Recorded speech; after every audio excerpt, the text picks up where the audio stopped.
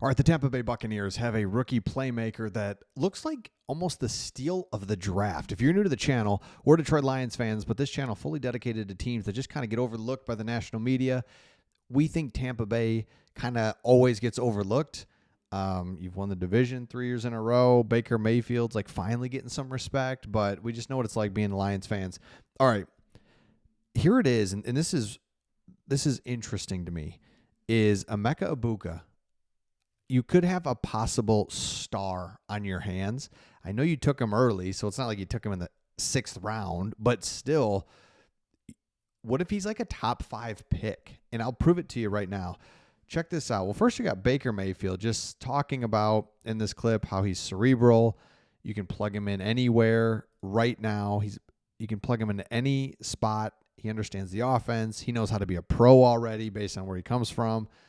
He takes it extremely serious, constant communication. So he just goes on and on about him for 30 seconds about how much he likes him. Baker Mayfield, love it. Here's what I think we forget about Emeka Egbuka is right here. PFF put a ranking out about 5 sleeper wide receivers in fantasy.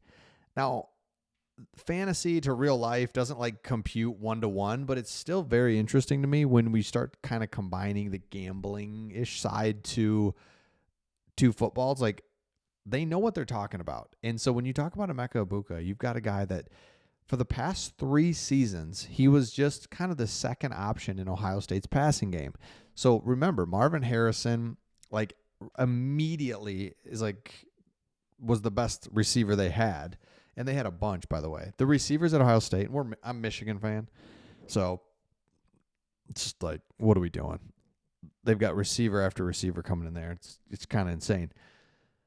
But Marvin Harrison. So Emeka Egbuka is this really good wide receiver, but he's getting the ball, but it's not like he's the feature guy. Then last year, you've got this just one of the most insane players I've ever seen in Jeremiah Smith. Freshman, he's kind of the lead guy.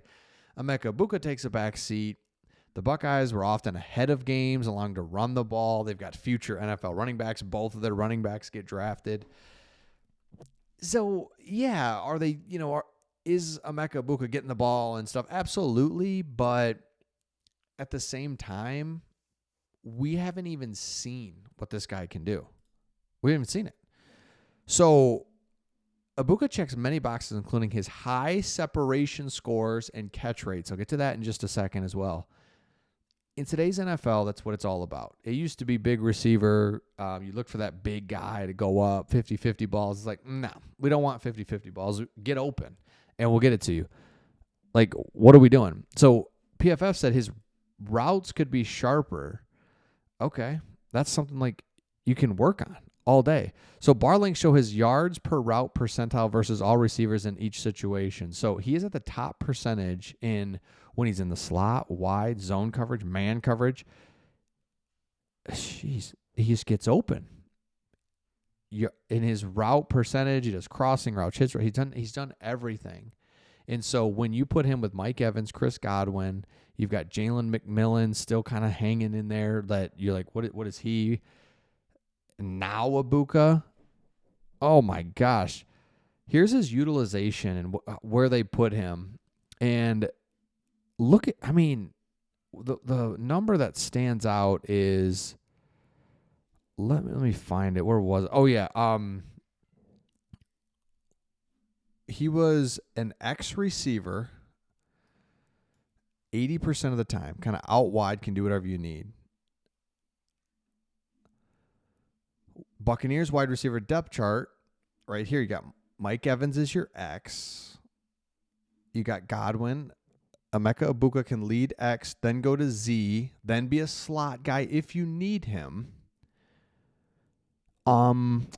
So he can play everything. It's a lot of numbers. He can do anything. Emeka is a very talented rookie. He's consistently the second wide receiver at Ohio State. With the Buccaneers, it'll probably be the 3rd option, possibly the 4th for a minute. It doesn't matter. You've got a star here that has such a high ceiling. That's the whole thing. And so when you go here, and I like this, just sums it up a little bit better, but his success route on different types of routes on the route tree on the left side, and then his route percentage, how many times he ran those routes. Basically what you see here on the routes that you'd expect on like a go route, half the time though they connected on that. A post, 66%. I don't know why they're red. I don't even know why they're red here. Comeback, every comeback he's done and got thrown to, he catches it. Every screen he's caught. He's caught 87% of his slants. Like you can see all the green out routes.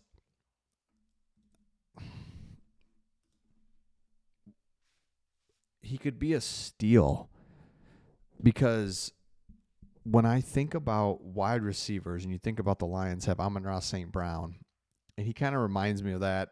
They're different, but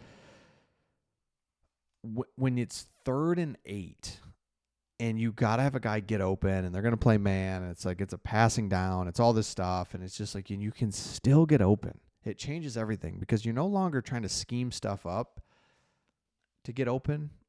I mean, that's tough after a while. It's like we need you. We have the scheme, and we need you to get open. And so for him to be able to do that is awesome. So now you go through it and you're like, okay, offensive line, we'll see what we have here once the pads come on in training camp.